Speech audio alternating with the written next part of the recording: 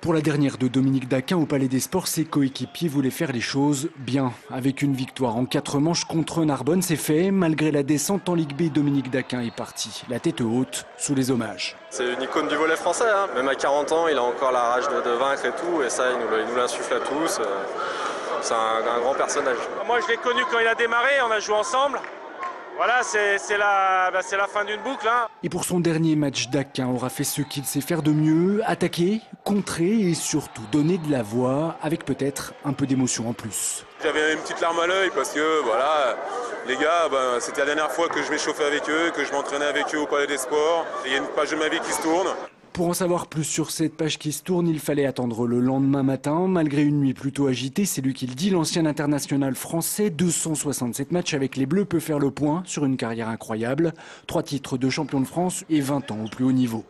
Je me suis souvent régalé. Mon instinct m'a souvent guidé vers des clubs tip-top, quoi. Donc ça se concrétisait soit par un titre de champion ou vice-champion. Et s'il ne faut retenir qu'un match pour Daquin, c'est en 2002 que ça se passe au championnat du monde en Argentine et contre l'Argentine. Une victoire inespérée qui ouvre la voie à une médaille de bronze pour la France. La salle blindée, 15 000 personnes contre nous. On joue le premier set et on se prend une fessée. On joue contre des mecs, des extraterrestres. Et à un moment, on dit, bon, les gars, on commence à jouer, quoi. Et on s'est détendu et on les a pulvérisés. On les a tués. Et là, du coup, il n'y avait plus un bruit dans la salle. Alors voilà, Dominique Daquin s'en va, c'est officiel, mais pas très loin non plus. L'an prochain, il sera dirigeant à la SUL Lyon Volley et jamais très loin du terrain.